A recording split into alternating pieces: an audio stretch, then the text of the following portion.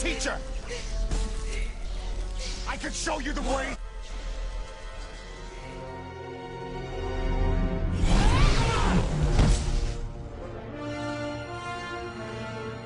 You do not know the way. Not crypto related enough for you?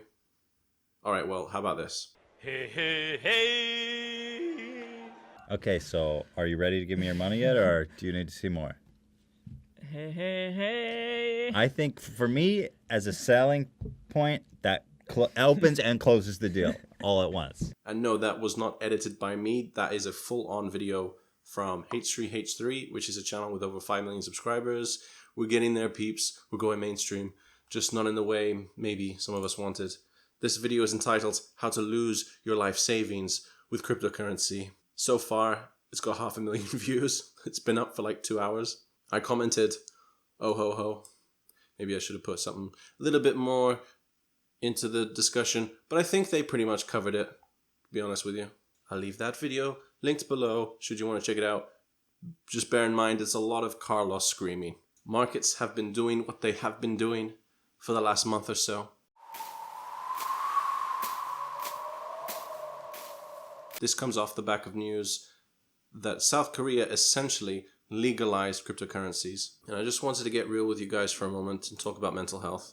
I wanted to share this picture, which shows a worrying correlation between the price of Bitcoin going up and mental health going down. Similarly, another graph community also made Bitcoin price going up. Already covered that one. My mental health is going. Bitcoin price going down, mental health going down too. Vicious cycle. Literally almost nothing, doing almost anything. If you're looking for a deal right now, you're trying to find out which coins to buy, one thing I would suggest that you look at is not so much the fiat pairing, because that's useful, but only to a degree. If you're looking for coins, look at how they're doing either Bitcoin ratio or Ethereum ratio wise. How much value are they as versus those pairings? So for example, let's say Bitcoin Cash, you're looking at it, trying to wonder if now is a good time to buy or not. This is the kind of thing that I would look for particularly. Not a financial advisor, by the way. If it's on a low, Bitcoin value-wise, and then it's up here, like I wouldn't be buying up there. Maybe back down here again, it would look like a kind of decent time to get back in, shoots up, and it's at the cheapest now for a month. But look at anything realistically. Plenty of good deals going on right now, I believe. I believe we could look back on this in 3 months' time and think, tasty. Nice. Nice. A new mathematical study estimates a over $50,000 price for Bitcoin by December 31st, 2018. It's quite complicated. There's some fancy computational simulations that I'll leave down below if you'd like to read it and analyze it for yourself. While I'm not sure we can properly predict people's sentiment towards Bitcoin, especially when it comes to laws being passed by governments we didn't see coming, I still feel like a 5x increase by the end of this year compared to the 10x of last year could be a reasonable guess. Obviously we don't know, but that seems kind of reasonable when you first think about it. Now, the only reservations I have in saying that is because Bitcoin dominance has fallen big time over the last year. So until about February, March of last year, Bitcoin enjoyed dominance of 85%. It lost out a ton to Ethereum. At the same time, Bitcoin was at 85% dominance. Early last year, Ethereum was at 5%. Currently, Ethereum is at 18%, and Bitcoin Cash represents 5%. Now, if you were to ask me if I think it was because of Bitcoin's slow transactions and high transfer fees, I don't think that helped, but I don't think that's the primary reason. Ethereum's tech, but two, and I think primarily, the fact that people were looking for the next Bitcoin. Because Bitcoin was already over $1,000 from cents once upon a time to over $1,000. People were wanting to get that kind of returns on something else. And I think that's why primarily Bitcoin lost a lot of its dominance. This ties in neatly to the Lightning Network. There are some people who are wondering if the Lightning Network will make a lot of coins useless, because a lot of coins have their sole purpose being the fact that it's cheap and it's fast. And then if Bitcoin itself can do it cheaper and faster, what need have we for them? And this is a really good argument. Where's their unique selling point? It's gone.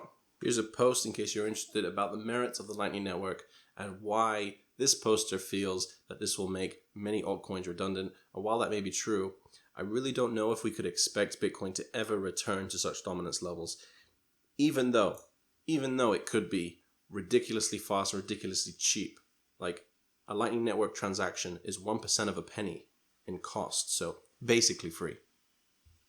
Everything that Bitcoin should have been, if it can work. But yeah, definitely people wanting to get into the next Bitcoin. I'm definitely guilty of that. I'm looking for coins that can take me to the moon.